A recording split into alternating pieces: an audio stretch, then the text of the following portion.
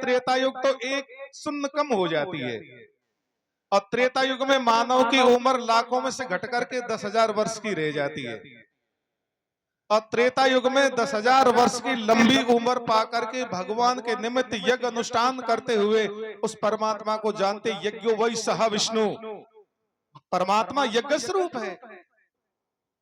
फिर तीसरा युग आया द्वापर युग, और द्वापर युग में पहले की आयु से और एक शून्य कम हो गई, कितनी रह गई, लाखों में से घटते घटते 1000 वर्ष की रह जाती है। और द्वापर युग में 1000 वर्ष की लंबी उम्र पाकर के प्राणी भगवान की सेवा पूजा अर्चना बंधन करके उस परमात्मा को जानता है। फिर आया वर्तमान का युग, इसका नाम है कलयुग। तो पहले की उम्र में से घटते घटते एक शून्य और कम हो गई, तो लाखों में से घटते घटते कलयुग में कितनी शेष रह जाती, मात्र 100 वर्ष की रह जाती है। सतयुग में 1,00,000 वर्ष की, त्रेता में 10,000 वर्ष की, द्वापर युग में 1000 वर्ष की, और कलयुग में 100 वर्ष की। अब विचार करके कहिए, आपसे निवेदन है, बेईमानी नहीं करना, सत्य कहना। आप कितनी देर बैठ के भजन कर सकते हैं? नहीं होता ना। और काम के लिए समय मिल जाता है, किंतु भजन के लिए समय नहीं मिलता।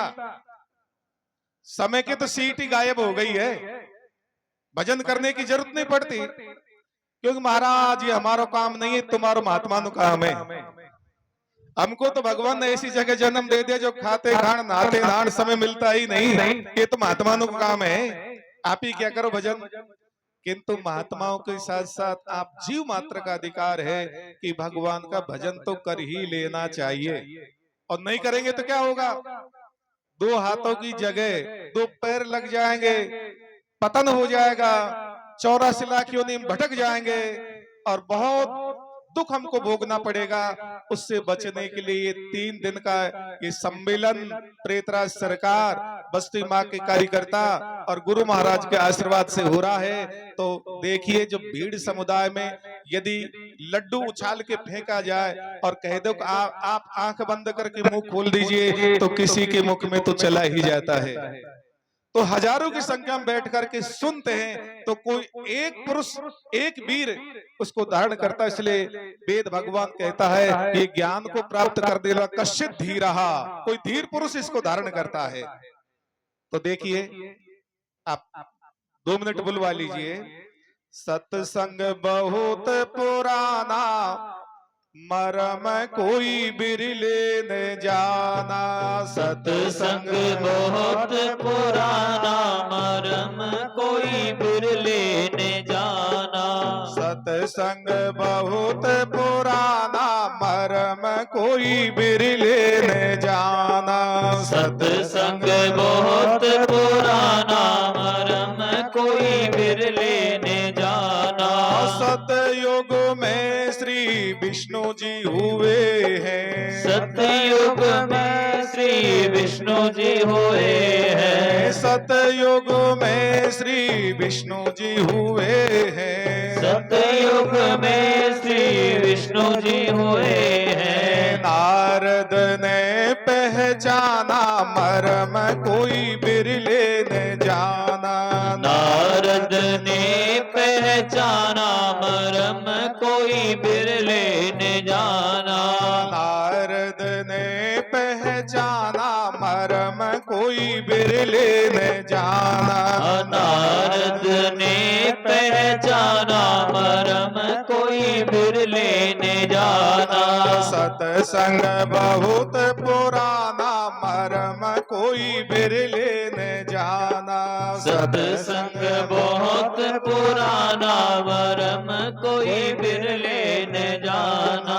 त्रेता में श्री राम जी हुए हैं। त्रेता में श्री राम जी हुए हैं। त्रेता में श्री राम जी हुए हैं। त्रेता में श्री राम जी हुए हैं। हनुमत ने पहचाना, मरम कोई बिरले न जाना।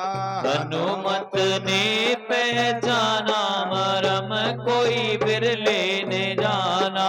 सत्संग बहुत पुराना, मरम कोई बिरले न जाना। सत्संग बहुत पुराना मरम कोई बिरले न जाना। द्वापुर में श्री कृष्ण जी हुए हैं। द्वापुर में श्री कृष्ण जी हुए हैं। द्वापुर में श्री कृष्ण जी हुए हैं। द्वापुर में श्री कृष्ण जी हुए हैं। अर्जुन ने पहचाना मरम कोई बिरले न जाना।